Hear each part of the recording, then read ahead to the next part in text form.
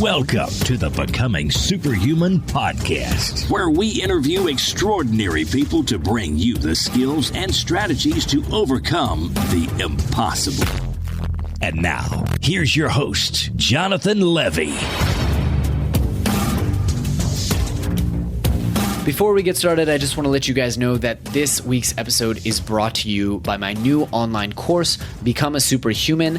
And yes, it sounds exactly like the title of the podcast, but this is actually an online course where we go into the various aspects of improving your health, specifically your endocrine health.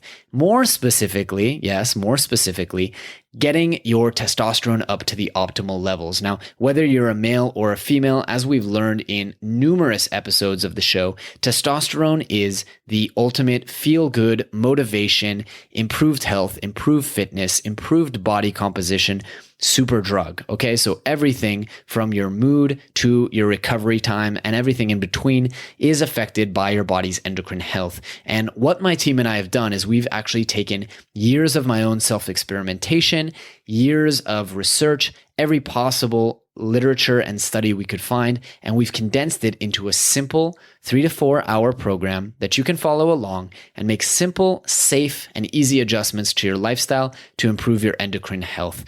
Now, as listeners of this podcast, you can get a very special discount by visiting jle.vi/T. That's jle.vi, just like my name, /T for testosterone. This episode is brought to you by Organifi. You know, the one thing that literally every single diet and nutrition expert that we've had on the show seems to agree on is that we need to eat more veg and get our greens and consume all natural products. But let's be honest. How many of us actually have the time? Well, recently I had the opportunity to meet some of the folks over at Organifi, and I've been absolutely blown away by them and their product. You see, Organifi is an organic superfood green juice powder that literally covers all your nutritional bases without having to eat 5 bowls of kale. It saves you loads of time, loads of money, and a lot of chewing. And really all you have to do is add water and drink it. So to check it out and save an incredible 20% off your first order, visit Organifi.com. That's ORGANIFI.com and use coupon code SUPERHUMAN at checkout. Greetings, magical super friends, and welcome to this week's episode. You guys, before we get started, I'm going to read you a review, but I want to tell you that this is the last review that I have to read. So if you guys don't leave a review right now, I'm going to run out of amazing stuff to read. So please take a moment to do it if you haven't already. Now, this review is from Small Whale Boy from the United States of America, who says, life-changing. 5 stars. This podcast has been a catalyst for change in my life. Jonathan has interviewed so many amazing people, and their expertise is passed down to listeners. Because of this podcast, I have started eating healthier and delicious food, waking up earlier and with more energy, and being incredibly more productive. Thanks to Jonathan for putting together such an incredible source of information in this podcast. Well, wow. Thank you very, very much. I really appreciate it. And again, for those of you who have not left a review, please do, because it actually does make a difference in the quality of guests that we can get and in my mood. On to today's episode, you guys. Today we are joined by Dr. Greg Wells. He's a physiologist, he's a scientist, he's a broadcaster, he's an author. He has dedicated his career to understanding human performance and how the human body responds to extreme conditions. Now, throughout that career, Dr. Wells has coached and trained and inspired dozens of athletes to do amazing things like win medals at world championships, Commonwealth Games, and even the Olympics. He's basically studied athletic performance in some of the most severe conditions on the planet, like the Andes Mountains and the Sahara Desert. And you might know him by his book, Superbodies, Peak Performance Secrets from the World's Best Athletes, or his upcoming book called The Ripple Effect. Now, in this episode, we actually talk about a really wide range of pretty fascinating topics, from sleep and nutrition to exercise and peak performance habits. We uncover some pretty surprising things that you may not realize are actually influencing your overall physical and mental performance. And then we even have some time to go into really cool technical tools and strategies that you can implement right away. I have to say that I really, really enjoyed this conversation, and so I know that you guys will too. And so without any further ado, let me present to you Dr. Greg Wells.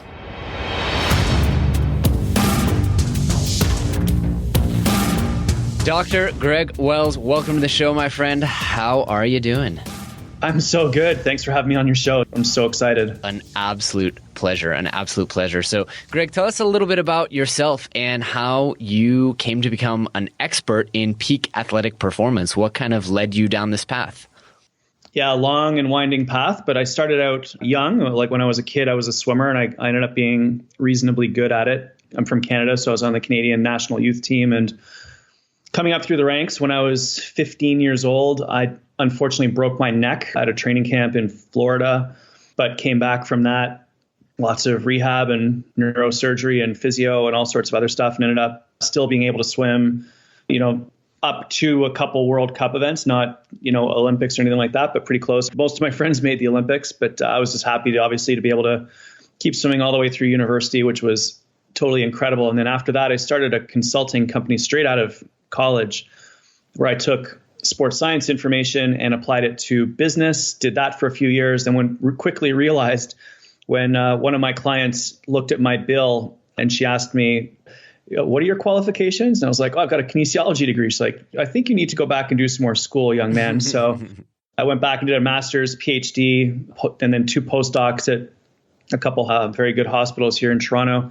And then subsequently went on to do research in it. So I've worked with a couple hundred Olympians. I've worked with the Canadian Olympic team, probably a dozen different sports, a few pro athletes. So it's been a blast. It's just been so much fun to become a physiologist that studies elite performance and to be able to do that for a living. That is a very, very cool trajectory, and having kind of both frameworks to look at the human body through, I imagine, is absolutely useful.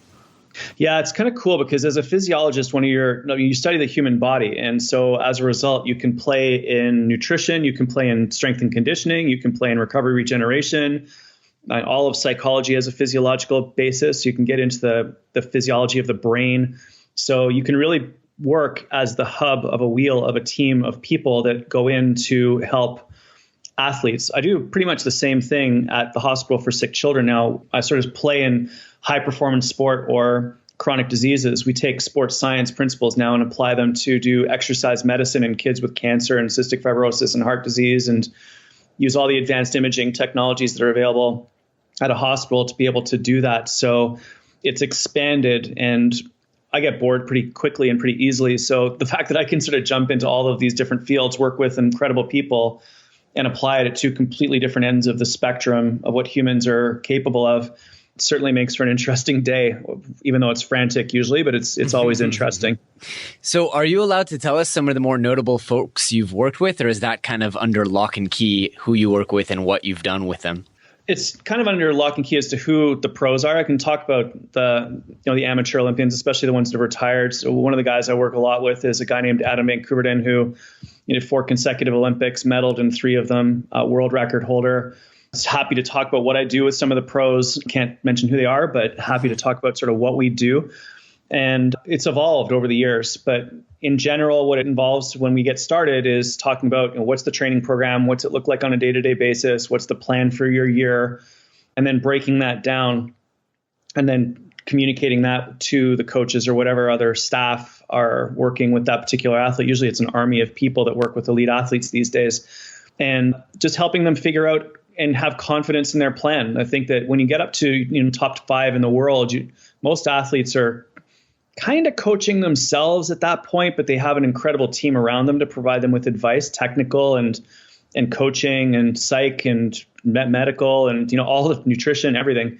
So I just sort of act as a sounding board for them to help them figure out what to do and to have total confidence in their plan, and then do micro tweaks And ultimately what it ends up coming down to is that you end up with a great relationship with these people, and you end up at coaching moments when things are not necessarily going great. And that's when you have to speak deep, painful truths that may destroy the relationship, but usually end up in the athlete being kind of frustrated for a little while, maybe a little bit upset and perhaps a little bit angry, but coming back and saying, all right, that's probably the issue. Let's tackle that. So it's sort of playing, building relationships, constructing confidence, and then tackling the hard things when they come up. Very, very cool. So tell me a little bit about the performance aspect. I mean, your first book is titled Peak Performance Secrets from the World's Best Athletes, or subtitled rather.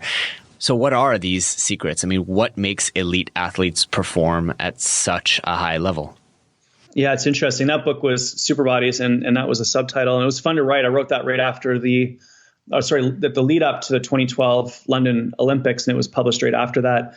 It was fun to kind of take an entire year just to get all your thoughts down on paper. I didn't realize how painful writing a book was. It's like pulling teeth for 12 months, but it was cool when it was done. Totally. So yeah, the secrets, there's not a lot of secrets, to be honest with you. And when you really break it down and I explain and I show people the training plans and what athletes are working on, people are like, that's so simple. Like, I know that. And it's just that they do it with consistency. So little things like perfecting sleep. I know, a lot of the athletes I work with work really, really hard on perfecting a sleep schedule. And when they do go to sleep, sleeping really, really well. So for a lot of the athletes, it's at least 9 hours a night. They need that to get the growth hormone surge, which heals the body, plus probably a nap, which goes in between workouts, which helps them to recover and regenerate. A lot of us can't get to that. So for the executives that I work with, for example, it'll be targeting 7.5 hours, because we know that that's the amount of time that it takes to minimize your risk of all-cause mortality. For sure, getting them above 6 hours a night, because anything less than 6 hours increases your risk of all-cause mortality. So sleep is always the foundation of everything. And then we really work on nutrition. And to be honest with you, people have always said, what do I eat before my marathon or my race day? I'm like, I don't care what you eat on race day. It really doesn't matter. And people are like, what? Like, I've always heard about sports nutrition. And they're like, what matters is what you did in the 6 months leading up to the event. I'll take someone that eats well for 6 months and has a bad meal on game day over someone that eats like crap for 6 months and eats perfectly on game day. And I think a lot of people try to do the game day nutrition when they really should be working on what happens over 6 months. And that's a long process. And what we do there is we try to just jam in as many nutrients as we possibly can per calorie that the athlete or anyone else consumes. It's the same thing if we're talking about cystic fibrosis, where the kids have a buildup of mucus in their digestive tract and they can't digest foods very easily. For them, it's all about nutrients per calorie and getting in as many nutrients into their system. Same exact thing for the Olympians. It's really optimizing and making their diet as healthy as they possibly can make it. Vegetables, real fruits, going organic, all those little tweaks that you can make to perfect your nutrition. Then we build in all the move components. So we've sort of gone through the sleep, the eat. Then the next big piece of the puzzle is movement and perfecting training so that the athletes are able to. A big shift that's happened there, I would say, is the shift from high volume training, which was happening sort of early 90s, late 80s, to now it's very much performance based. So you're expected to hit world-class performances repeatedly throughout the season rather than just once or twice. So that's another big piece. And then the final one is getting the mindset right and helping people to be in the right mindset at the right time. So it's those 4 components which we implement. And if you do that consistently over a long period of time, you can usually get very close to reaching your potential. I really like that. And I really like that the stuff that you're talking about doing with the most elite athletes in the world is a lot of folks we've had on the show have all agreed, whether they're nutrition guys or weightlifting guys or happiness and spirituality guys. A lot of people, and gals, by the way, a lot of people all agree that it starts with sleep. A lot of people all agree that we need to jam pack as many nutrients in. And so I like that, in this case, the difference between what the amateurs should be doing and what the world's most elite athletes should be doing is very much the same. Whereas, if you go into the field of music, someone who's studying music professionally is looking at it a very different way than me at home with my guitar. Yeah, totally. But you know what? It's kind of the same thing. Like, in a way, you can just go, like, if you're super busy, you've got a family, you've got a job, you're building a business, and you're like, I'm just so struggling. Like, the quote unquote, just playing my guitar is the same as going for a walk. Like 15 minutes of walking if you do it consistently every day, is enough to decrease your risk of breast cancer and colon cancer about 24 to 50%, depending on which study you read. Like, it doesn't take much. It's just that the elite athletes, that's what they're doing. So they spend 5 to 6 hours a day on it. If you're spending 15 minutes on it, that's all good.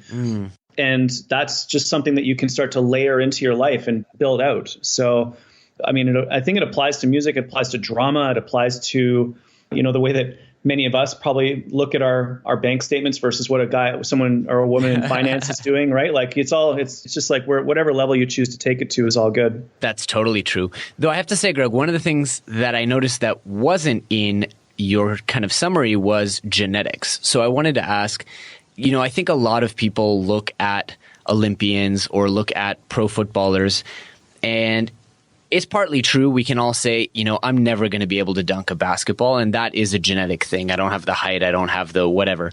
But I think a lot of that is just taken too far, and it gives us an excuse to, I'll never have sub 15% body fat because of genetics. And I think that's BS to some extent. So if you could break it down for me, I mean, how much of it actually is genetics? And within that, how much of that is actually gene expression? Because I know a lot of research at the forefront is now determining that, yes, genetics play a factor, but your genetics can go different ways based on the information, the food, the diet, the environment that you input into the system.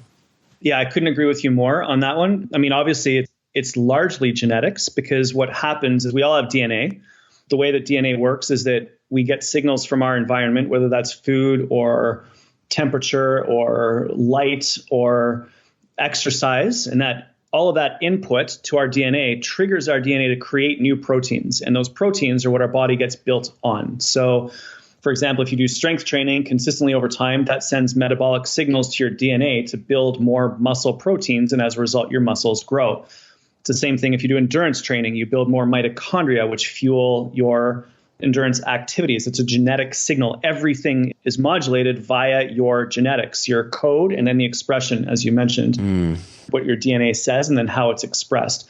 Differences happen in terms of our responses to our environment and training because of our genetics. The two that I think are really interesting is that most of us have a fitness set point. So if we do nothing, where do we end up? Like, I know for me, if I do nothing, I deteriorate to such a low level, it's painful. And I know other people, some of my buddies do nothing and they're fit. They can go out and run a 10K the next day at 45 minutes and they're totally fine. Not that that's world class, but it's pretty good for doing nothing. Right. That's the frustrating part, right? Some people just have a genetic set point for fitness that is high, or a genetic set point for weight or metabolism, like they eat whatever they want and they're lean. Drives me nuts. And there's another genetic component, which is trainability. So I'm very blessed that I respond very quickly to training. If I exercise, I get fit very fast.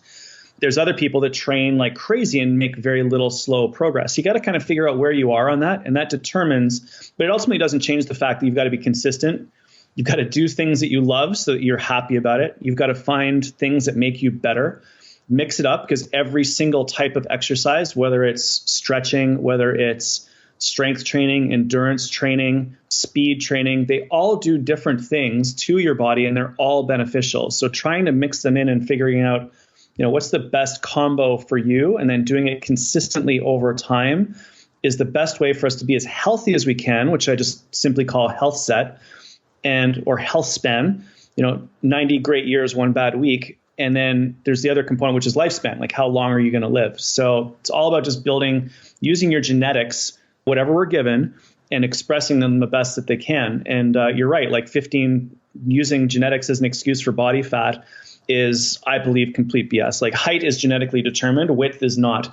The type of foods that we eat, the patterns that we adopt when it comes to nutrition really do have a massive impact on us when it comes to our body composition.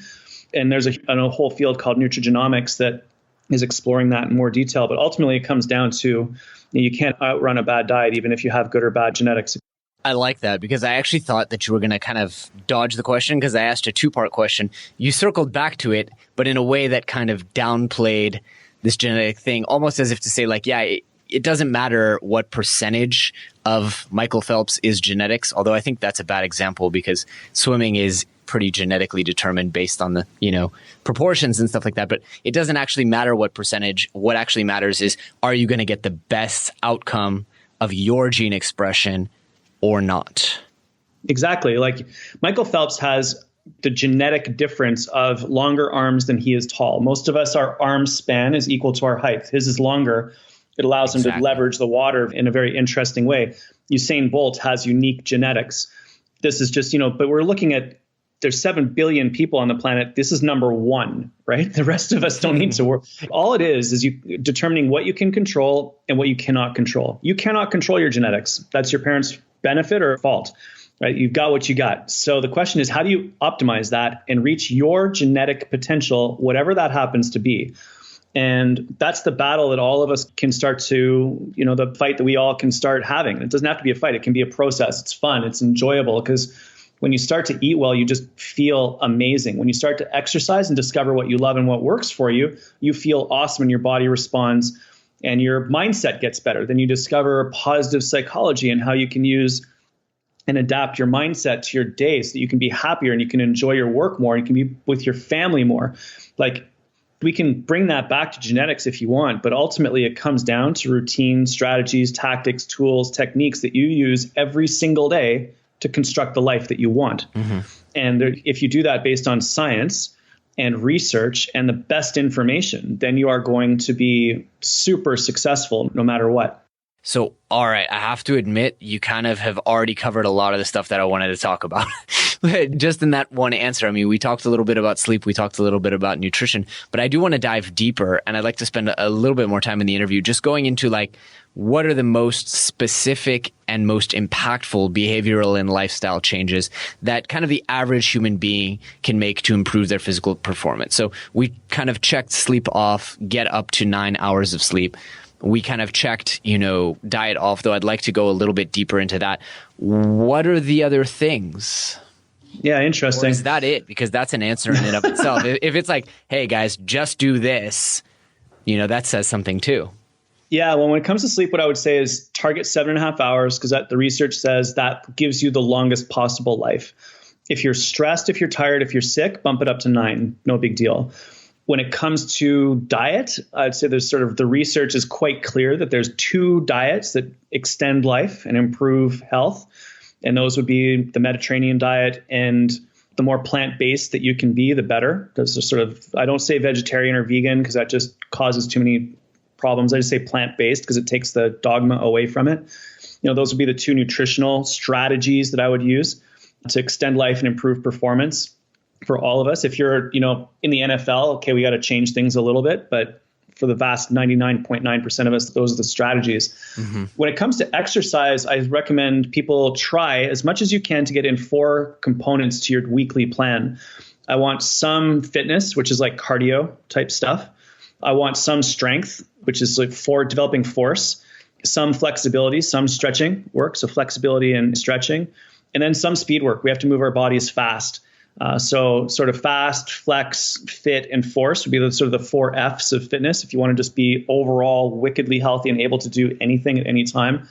And you can do as little as 4 workouts a week and do 1 of each, or you can do a couple per week, or, plus or minus, but that's the target. I would think that all of us need to get that kind of work done every single week. And then the other big piece of the puzzle is when it comes to the brain, the thing that I've been exploring a lot, probably for the last 8 months, and so I completely admit I'm a total newbie when it comes to it, is using meditation. And the more I read about cancer, heart disease, cardiovascular disease, depression, anxiety, stress, concentration, focus, elite performance, whether you're battling cancer or a deep, dark depression, or you are an executive crushing it with a $100 million company plus, or an elite athlete, the people who are successful in any discipline right now have some form of a meditation practice.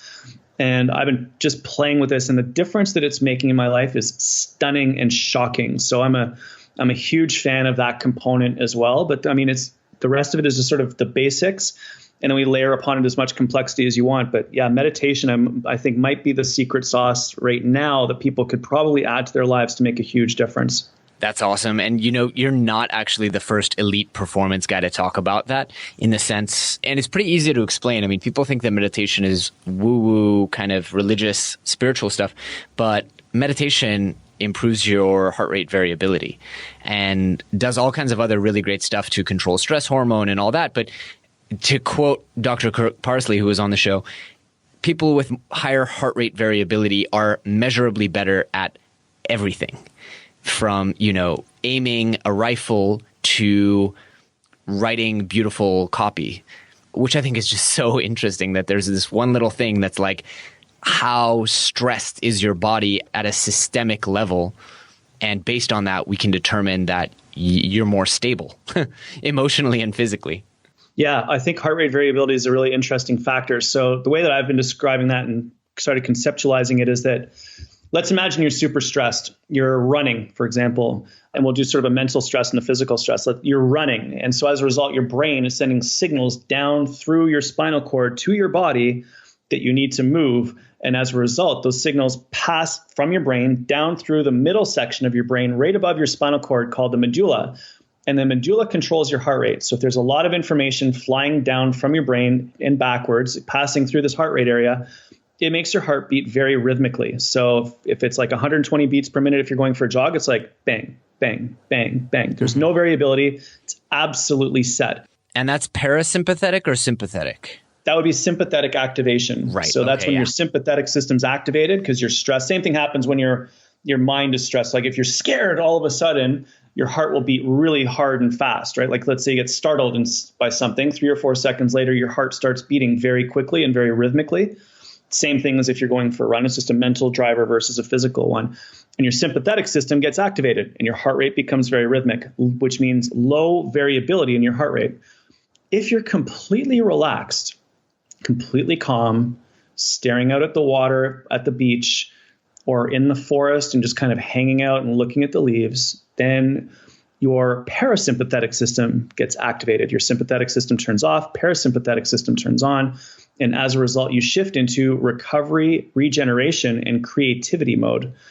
And that's when your heart rate variability is all over the place. So, if you're running, you want to have your heart going. If you're about to deliver an amazing presentation, you want your heart rate going. If you want to be creative, if you want to recover and regenerate, then you need that parasympathetic activation. So what I tell people is that 1 hour a day, I want you to deliberately activate your parasympathetic system so that you can be creative, so you can recover and regenerate, so your brain can problem solve, and it completely revolutionizes your life when you simply activate your parasympathetic system, increase your heart rate variability for an hour a day.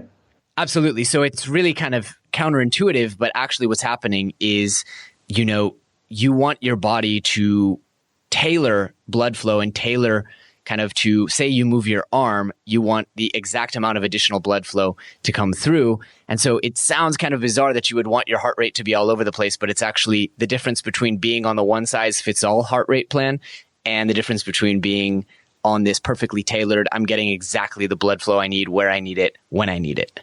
Yeah, that's a really interesting concept. It's sort of like, it's almost like minimum viable product for your body, right? So one of the things we work on when we're swimming is when your hand is in the water and your arm is pulling, you put pressure using your hand on the water, which activates your arm muscles and your lats. Like you can literally feel one side of your body activate as you're pulling on the water. Meanwhile, the other arm is above the water and it should have zero tension in it whatsoever. So that every single time that your arm comes above the water, it's recovering. And so you're shifting work and recovery back and forth. The way that this would apply to all of us in our daily lives is, when we're doing our best work, whatever that happens to be, do your work, like get into it, crank it out, like do the writing, solve the problem, build the spreadsheet, pick the stock, deliver the class, teach whatever you're doing, like be right in. But then afterwards, make absolutely sure that you're building into your day times when you can recover, times when you can regenerate, times when you can meditate, times when you can go for a walk, times when you can get some food, and actually sit down and eat, not work at the same time. Because, if we're stressed and you're thinking about something, all the blood flow goes away from your digestive tract. If you're relaxed, blood flow goes to your digestive tract. So you need to relax before you eat so that you can actually get the nutrients. It's exactly the same principle. And so we're activating our sympathetic system to do amazing things, but then we're activating our parasympathetic system to calm down, recover, and to regenerate. And to do that deliberately during the day enables you to get to the end of the day, the end of the week, the end of the month, the end of the year with more energy than you started it with, which is a completely revolutionary or different way of approaching your life. And it's a lot of fun when you do that right, because you can get home and play with your kids. You can get at home and hang out with your spouse, or you can have a great weekend and go do fun stuff without being exhausted. So it's a cool, different way of approaching things. Definitely. So, all right, we summarized it pretty nicely. It's the sleep, the nutrition, the fitness, which actually you added a new component. I've heard people talk about you need the strength, you need the mobility, and you need the metabolic. You introduced the element of speed. So I think that's a really cool thing that I haven't really considered. That's pretty much it. Hey, I mean, you nail those bases down and you're pretty much set.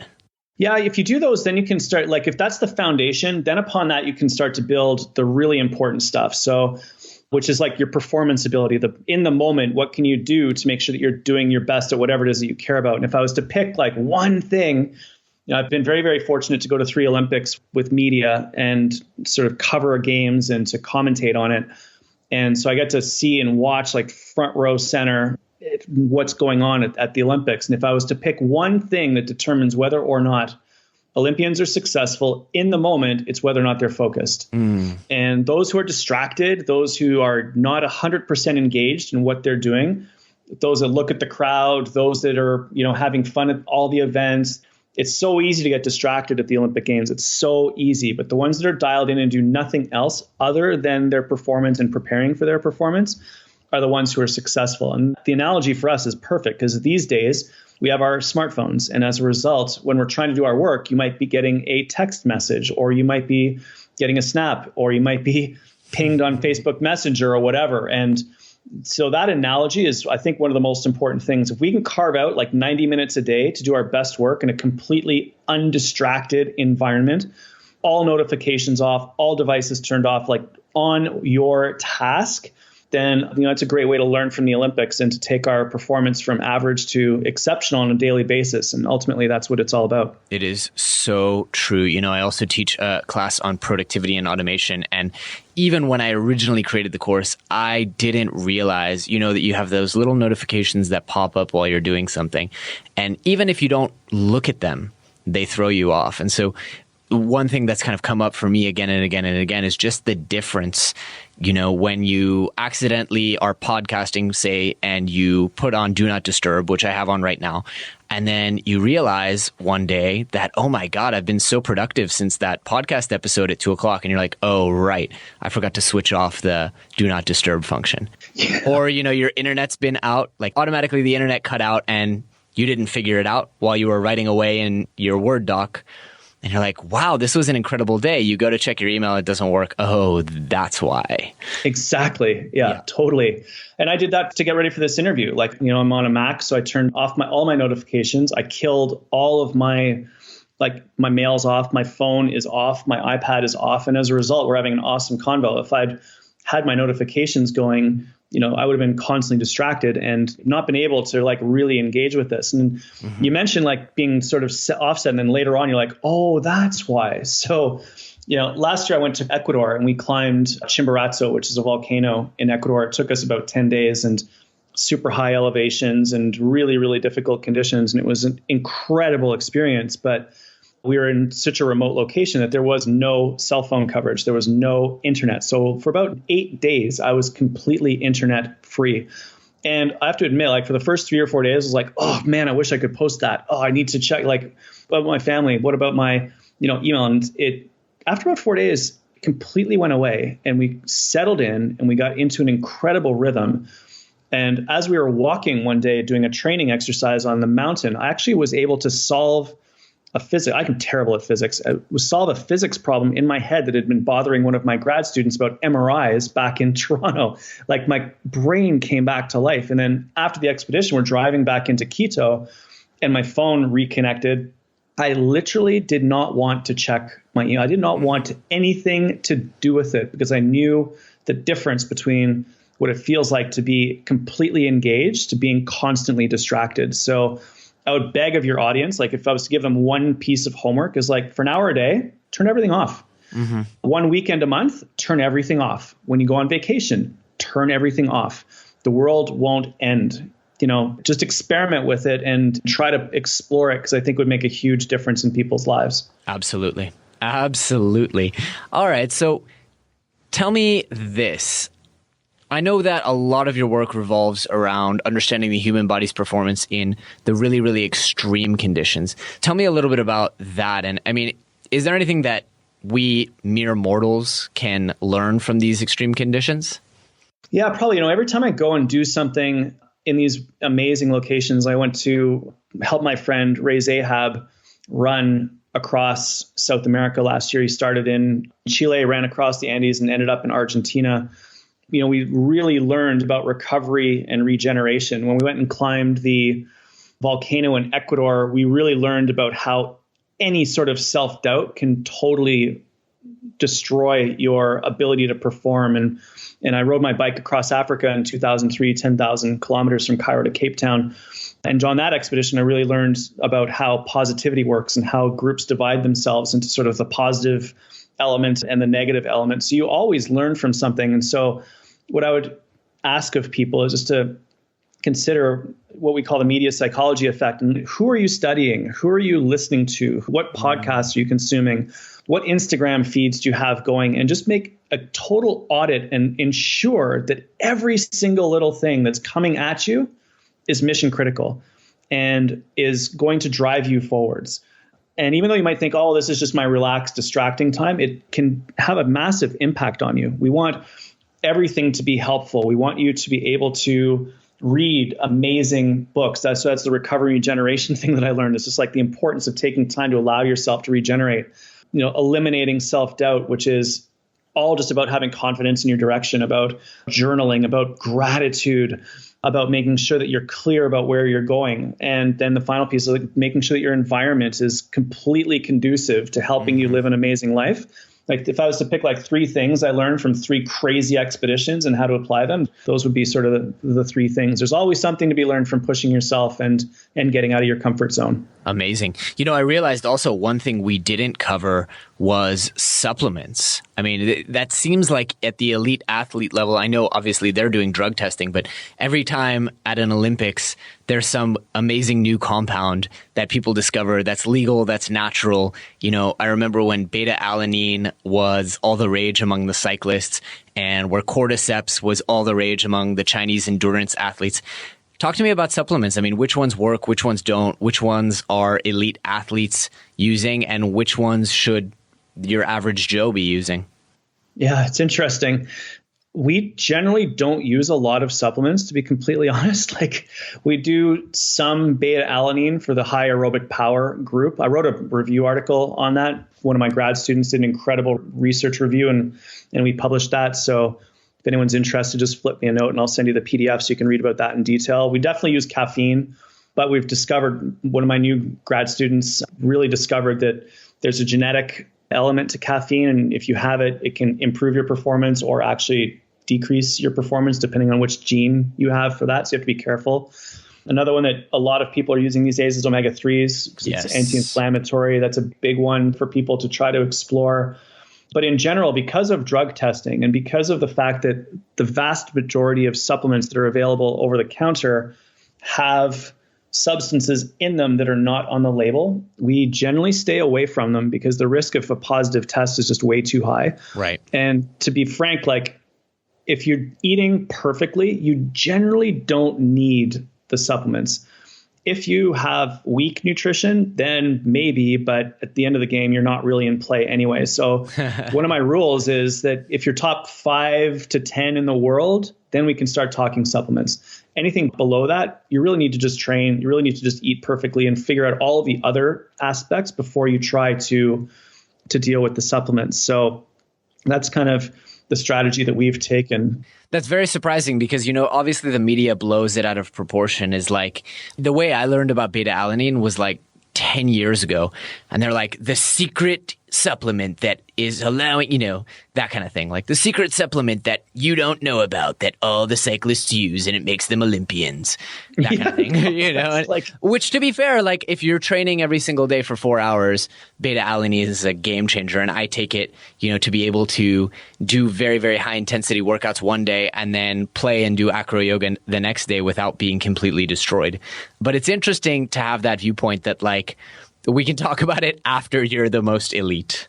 Yeah, once your nutrition is awesome, once your technique is perfect, once your psychology is completely solid, once your training regimen is consistent over the course of years, once you're super fit, once you've learned how to push yourself to a certain level, then we can talk about micro improvements from supplements. But until that point, you can get supplements might get you like 0.1%, 0.5%, maybe really, if you're lucky, but you can get a 5 to 10% improvement in your performance simply by organizing your mental state. Mm-hmm. So we need to spend our time on the 5 to 10%. We need to optimize your strengths. We need to minimize your weaknesses. And then at that point, we can start it. I mean, I've got someone that I've been hanging out with and chatting to who's a very, very, very elite. If you picked all of the pro sports leagues in North America, is probably one of the top 10 people out of all 4 pro sports leagues. Wow. And there's zero supplementation there. There's just perfect nutrition. There's incredible recovery and regeneration. There's total 124 hours a day focus on the task at hand, which is being fast, agile, elite. But there's zero supplements there. So incredible. You can be one of the top pro athletes in North America on zero supplements and perfect nutrition. But everything's dialed in, from the lighting in the house, from the massage therapist, from going and climbing trees as a form of training. It's all there. So you don't really need it.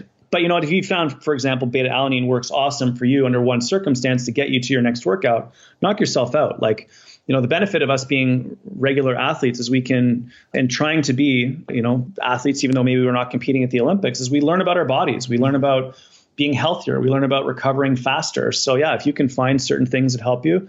For me, my secret thing or my kryptonite, if I don't do it, is not doing an Epsom salts bath before I go to sleep at night. If I've been training super hard and I don't do my Epsom salts bath and I wake up the next morning, I will feel like I've been beaten around by a bat. If I do it, I wake up and I feel pretty calm, pretty relaxed, and I'm not sore. So for me, I've looked for research on it. There's not a ton, but that's my thing. So if people can find their thing that really helps them, that would be totally awesome. Right. I imagine the magnesium has something to do there, because I've heard Tim Ferriss talk a lot about Epsom salts bath as well, that magnesium is absorbed really, really well through the skin. And, something like 40% of people are magnesium deficient. Interesting. Yeah. And, we've been exploring magnesium a little bit for sleep. So that would be sort of one other thing for people to check out. If you're not sleeping very well, then magnesium is definitely something to play with. And the other one that just popped into my head as you were saying that is that I learned from Dr. James Rouse in the States, who's he's from Colorado. It's amazing naturopathic doc who's got some unbelievable health products that he's developed around chocolate and a really cool protein powder is turmeric, and using turmeric in combination with black pepper. Yes. So that's something that he's been doing a lot with. We went out for dinner in Switzerland back in December, and we finished dinner, and then he put, I think it was 8 capsules of turmeric on his plate, doused them in olive oil, dumped a bunch of black pepper on it, and literally ate them off his plate. It was one of the most amazing things I've ever seen. But, he's in his 50s now, but he looks like he's 25, and he's got more muscle mass than most Olympians do. So clearly he's doing something right. Definitely. Yeah. Here's the memory bit coming in is turmeric, which they've known in Ayurveda for a long time, but if it's consumed with black pepper, it is 2,000% more effective. Wow. I haven't heard that, but that's super interesting. And there was some cool, I do research on cystic fibrosis, and there was some really cool research a few years ago how turmeric and curcumin, the compound, are particularly beneficial for people with cystic fibrosis, and the hypothesis there being that it's anti-inflammatory. So yeah, very interesting stuff around that for people to explore. Definitely. So consume the yellow stuff, everyone out there. Very, very good for you. Greg, tell me this. What is the next book about? So yeah, the next book is coming out in a few weeks in Canada, and then closer to the December holidays in the States. It's called The Ripple Effect. You can pre-order on Amazon, and it's about the 4 components: eat, sleep, move, think, and how they interrelate and amplify each other. An example being is if you get a great night's sleep, you regulate the hormones that control your appetite. Or if you exercise during the day, it increases slow wave type stage 2 sleep, which helps to recover and regenerate faster. So it's just all about the interactions between those 4 components that we talked about in detail on this show, and gives people kind of a deep dive into all these issues that you and I have been discussing. So if anyone wants to check it out, I would be insanely appreciative. It would be awesome. Awesome. And we will put a link to go ahead and pre-order that in the blog post, because I know this will be coming out in April, but it sounds like the American audience is going to need to wait a little bit longer. They can always order through the Canadian website if they want, but if they want to order it from the States, they can get it for the holidays in December. Awesome. So let's jump over into the rapid fire stuff. I want to be respectful of your time. Let me ask you this question. What's one thing you believe that other people think is crazy? Yeah, interesting. The battle that I've probably been having lately the most is, and I know that your audience is probably going to be like, of course, this is true. But in general, when I'm talking to large groups of people, the one that seems to be the most divisive and controversial lately is milk and dairy. And, one of the things that I think is, and there's research that says that dairy is good for you, and there's research that says that it's quite bad for you. And I tend to lean more towards, I question whether or not dairy is healthy. And there's some research that says that dairy improves cardiovascular function, decreases the risk of colon cancer, but increases the risk of prostate cancer and increases the risk of type 1 diabetes in kids. And it might even increase the risk of osteoporosis in people when they're older. So, it's one of those areas right now that I think is very divisive. And of course, you've got the lobby trying to make sure that people drink lots of milk. And so I'm really questioning milk at the moment. I'm totally opposed to things like chocolate milk after exercise. I think that that's completely insane. So yeah, that's probably the area that causes the most heated discussion whenever I bring it up or whenever I'm asked questions about it. I like that one. I really, really like that one, because that's something that, I eat only a little bit of dairy. I will occasionally have cottage cheese. I do eat butter, but that's probably a habit I should stop or at least switch to ghee.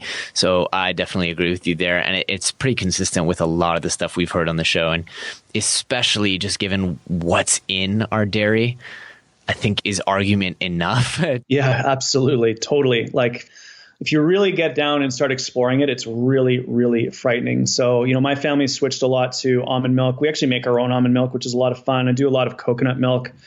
We do a tiny bit of plain yogurt for probiotics, but there's other ways of getting probiotics that are probably infinitely better. I use cheese as a spice, not as a food. So if you're having a really amazing old French cheese, like, okay, I'll have a little bit because it tastes fantastic. But again, it's a little bit, it's a spice, not a food. So there's ways of using it, I think, that are somewhat more responsible than trying to throw back 3 or 4 glasses of milk first thing in the morning, because I'm pretty sure that that's not going to do you any favors. Absolutely. All right. So next question, what are some products or resources that you personally couldn't live without or maybe do your job without? Yeah, on that one, it's probably my wireless headphones, which I just got. I got some awesome ones from B&O, and I know that there's issues around Bluetooth and brain function, so I'm working on that one. So I've got these awesome wireless headphones that go around my neck from Bang & Olufsen. It's just amazing because I can do meetings on the go. They sound so good. I can actually do a podcast interview with them. So that's one. I shifted all of my team onto Slack to get away from email. My goal for the end of the year is to get away from email and actually not look at email anymore. So that's a big, big one that we're all loving. That's what we did last year. Yep. It's a total, complete, and utter game changer. That's a big one. I've done all of my note taking on Evernote. Yep. And I'm in it right now.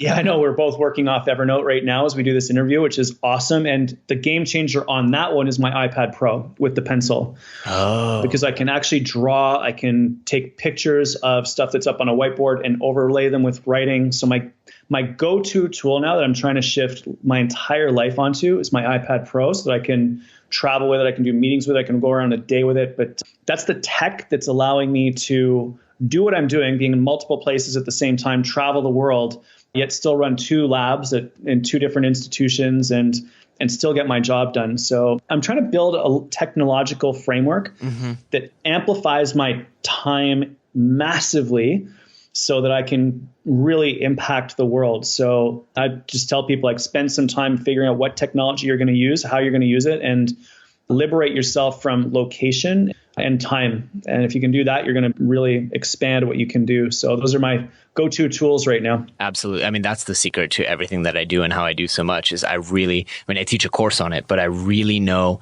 how to use my technology and get it to work for me. So everything's automated, everything's, smooth, everything's designed to work with each other.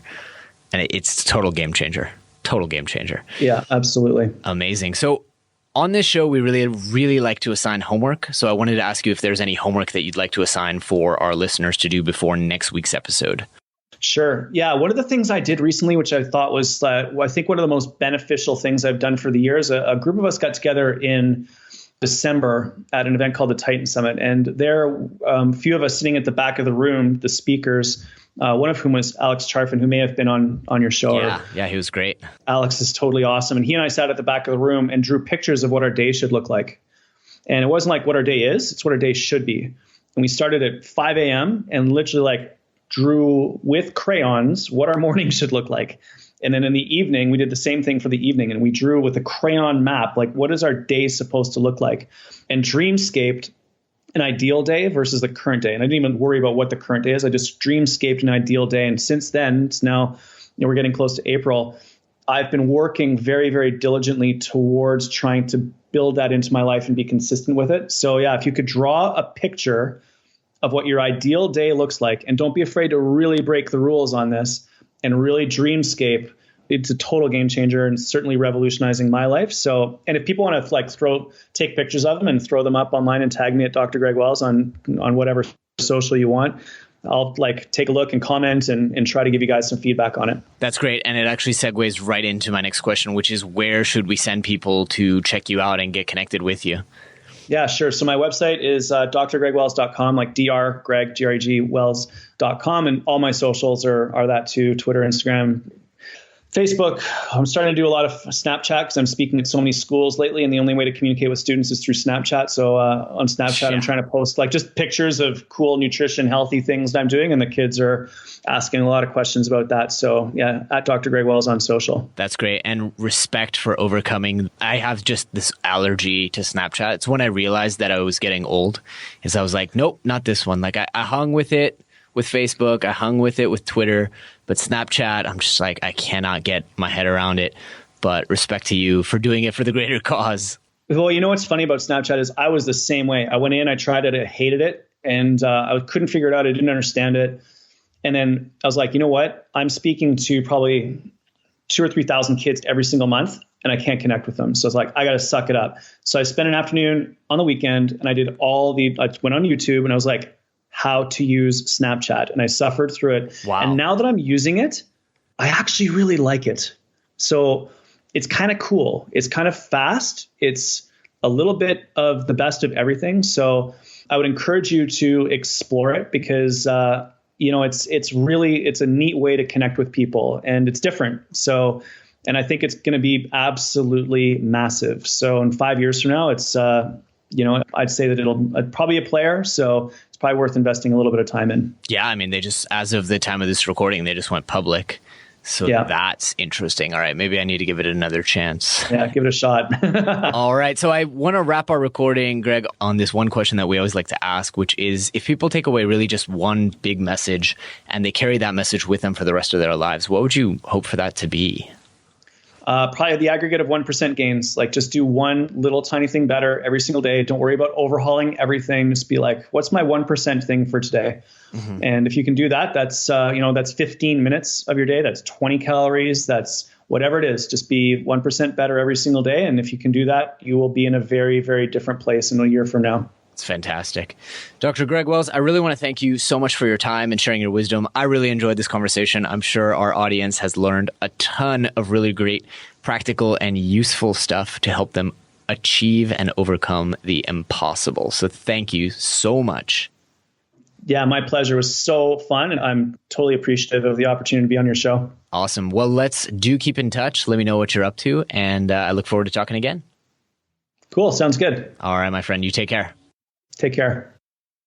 All right, super friends, that's it for this week's episode. We hope you really, really enjoyed it and learned a ton of applicable stuff that can help you go out there and overcome the impossible? If so, please do us a favor and leave us a review on iTunes or Stitcher or however you found this podcast.